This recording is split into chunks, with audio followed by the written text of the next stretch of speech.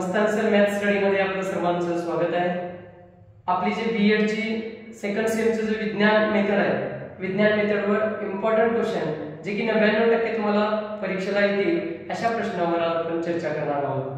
विद्यार्थी मित्रांनो, पहिला प्रश्न असा विचारला जाईल की विज्ञानाचा अर्थ, स्वरूप, संकल्पना स्पष्ट करा। मग विज्ञानाचा अर्थ सांगताना काय सांगणार? सत्य ज्ञानाचा शोध घेणारे शास्त्र म्हणजे विज्ञान, निरीक्षणाचं शास्त्र म्हणजे विज्ञान, अचूक ज्ञान देणारं शास्त्र म्हणजे विज्ञान, प्राणी वनस्पतीचा अभ्यास करणारं शास्त्र म्हणजे विज्ञान, पर्यावरणाचा अभ्यास करणारं शास्त्र म्हणजे विज्ञान, असा विज्ञानाच्या वेगवेगळ्या व्याख्या, अर्थ आपल्याला सांगता येईल। त्यानंतर आपल्याला विज्ञानाचे स्वरूप आणि संकल्पना स्पष्ट करा असा प्रश्न विचारला। त्यामध्ये जेवढ्या शाखा आहेत तेवढ्या शाखा लिहून तुम्ही विज्ञानाचे स्वरूप लिहू शकता। त्यामध्ये पर्यावरणशास्त्र आहे, आजच्या विज्ञानाचं स्वरूप जीवशास्त्रात्मक आहे, रसायनशास्त्रात्मक आहे, भूगोल आहे, वनस्पती शास्त्रात्मक आहे, मत्स्यशास्त्रात्मक आहे, प्राणीशास्त्रात्मक आहे, निष्कर्ष आहे, अनुमान आहे, आजच्या विज्ञानामध्ये आकृत्या आहे, त्याच्यानंतर प्रयोग आहे। अशा पद्धतीने तुम्हाला आजच्या विज्ञानाचं स्वरूप या ठिकाणी व्यवस्थित पद्धतीने सांगता येईल। त्यानंतर प्रश्न असा आहे, समवाय म्हणजे काय सांगून विज्ञानाचा इतर विषयाशी समवाय। मग विज्ञानाचा समवाय सांगत असताना विज्ञान गणित, विज्ञान भूगोल, विज्ञान इतिहास, विज्ञान भाषा, विज्ञान कार्यानुभव, विज्ञान चित्रकला, विज्ञान शारीरिक शिक्षण, विज्ञान नाट्यशास्त्र अशा शालेय स्तरावरील सर्व विषयांचा विज्ञानाशी समन्वय लावून मुद्दे तयार करायचे आहेत।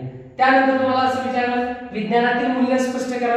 त्याच्यामध्ये समानता आहे, नियमितपणा आहे, वक्तशीरपणा आहे, काटेकोरपणा आहे, अचूकता आहे, आत्मविश्वास आहे, निरीक्षण आहे, बंधुभाव आहे, एकात्मता आहे का नाही। त्याच्यानंतर आपल्याला असं सांगता येईल निष्कर्ष आहे।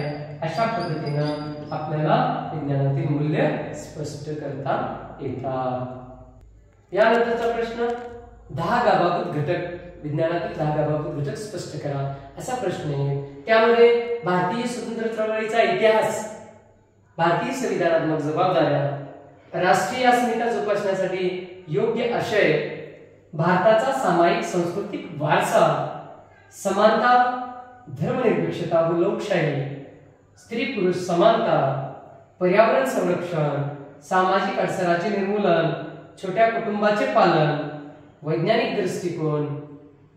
त्याच्यानंतर अशा पद्धतीने तुम्हाला 10 गाभाभूत घटक विज्ञानातील तुम्हाला सांगता येईल। त्यानंतर तुम्हाला असं विचारलं, विज्ञान वर्गाध्यापनाची उद्दिष्टे स्पष्ट करा। पण विज्ञान वर्गाध्यापनाची उद्दिष्टे काय? विज्ञानाचा व्यवहारात उपयोग करता येणे, तंत्रज्ञानाचा व्यवहारात उपयोग करता येणे, तंत्रज्ञानाचं सुद्धा सांगता येईल आपल्याला, तंत्रज्ञानाचा व्यवहारात उपयोग। त्याच्यानंतर आपल्याला काय सांगता येईल, गणिताबद्दल आवड अभिरुची निर्माण करणे, कष्ट करण्याची सवय लावणे, बौद्धिक विकास करणे, व्यक्तिमत्व विकास करणे, अचूक हिशोब ठेवण्याची क्षमता, निष्कर्ष काढण्याची क्षमता, तंत्रज्ञानाचा व्यवहारात उपयोग करता येणे है का नाही, अंधश्रद्धा दूर करणे, अंधश्रद्धा दूर करणे इत्यादी मुद्द्याच्या माध्यमातून आपल्याला विज्ञान वर्गाध्यापनाची उद्दिष्ट सांगता येतील।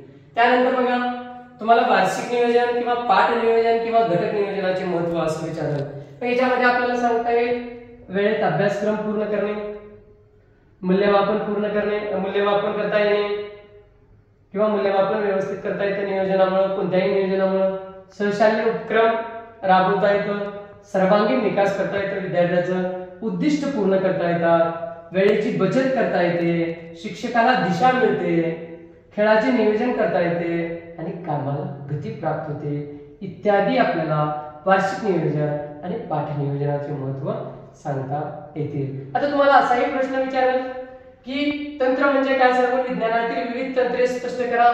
त्याच्यामध्ये प्रश्न तंत्र आहे, स्पष्टीकरण तंत्र आहे, नैदानिक तंत्र आहे, उपचारात्मक तंत्र आहे। परंतु कधी कधी परीक्षेमध्ये एका तंत्रावरही, नैदानिक किंवा उपचारात्मक किंवा स्पष्टीकरणात्मक एका तंत्रावरही सविस्तर मोठा प्रश्न येऊ शकतो, त्याची सुद्धा तुम्हाला तयारी करावी लागते। त्यानंतर आहे शिक्षक संघटना म्हणजे काय सांगून शिक्षकाचा विकास करण्यासाठी शिक्षक संघटनेचे काम लिहा, उद्दिष्ट लिहा, शिक्षक संघटनेचे कार्य लिहा किंवा शिक्षक संघटनेची आवश्यकता स्पष्ट करा. असा प्रश्न ज्यावेळेस तुम्हाला परीक्षेला विचारला जातो त्यावेळेस तुम्ही लिहाल शिक्षकांना मार्गदर्शन करणे, तज्ञाची व्याख्याने आयोजित करणे, चर्चासत्र घडवून आणणे, कृतीसत्र घडवून आणणे, सेवा अंतर्गत प्रशिक्षण घडवून आणणे, विषयाचे वेगवेगळे साहित्य पुरवठा करणे, मूल्यमापनासंदर्भात योग्य मार्गदर्शन करणे, अभ्यासक्रमाबद्दल योग्य मार्गदर्शन करणे आणि सर्व शिक्षकांना हस्तपुस्तिका पुरवणे हे शिक्षक संघटनेचे कार्य आपल्याला किंवा उद्दिष्ट सांगता येतील. आता तुम्हाला असाही प्रश्न विचाराल अध्यापन पद्धती म्हणजे काय सांगू? विविध अध्यापन पद्धती स्पष्ट करा. त्यामध्ये विविध अध्यापन पद्धती कोणत्या? व्याख्यान पद्धत आहे, चर्चा पद्धत आहे, प्रकल्प पद्धत आहे, प्रायोगिक पद्धत आहे, दिग्दर्शन पद्धत आहे, अवगामी पद्धत आहे, उद्गामी पद्धत आहे, कथन पद्धत आहे आणि स्पष्टीकरण पद्धत आहे. अशा पद्धतीवर आधारित अध्यापन पद्धतीवर आधारित असा प्रश्न येऊ शकतो. आणि मित्रांनो या कोणत्याही एका अध्यापन पद्धतीवर सुद्धा 10 मार्काचा प्रश्न तुम्हाला परीक्षेला येऊ शकतो. म्हणून मग त्याच्यामध्ये प्रकल्प असेल, प्रायोगिक असेल किंवा अवगामी उद्गामी असेल कोणतेही एक ते मुद्दा उचलून त्याच्यावर सुद्धा प्रश्न विचारण्याची शक्यता आहे. तरी या सर्व मुद्द्याच्या आधारे आपल्याला उत्तर सांगता येईल. तत्पूर्वी चॅनलला सबस्क्राईब केलं नसेल तर सबस्क्राईब करा आणि जास्तीत जास्त लाईक, कमेंट्स आणि शेअर करा. तुमच्या काही अडचणी असतील तर ते कमेंट्स बॉक्समध्ये करा. आणि यानंतर तुम्हाला टेट, टीएटी आणि सीईटीचे सुद्धा महत्त्वाचे आणि सिलेबसवर आधारित व्हिडिओ, गणित, बुद्धिमत्ता असेल किंवा इतर विषय असतील त्यावर आधारित तुम्हाला व्हिडिओ आपल्या चॅनलद्वारे भेटतील. धन्यवाद.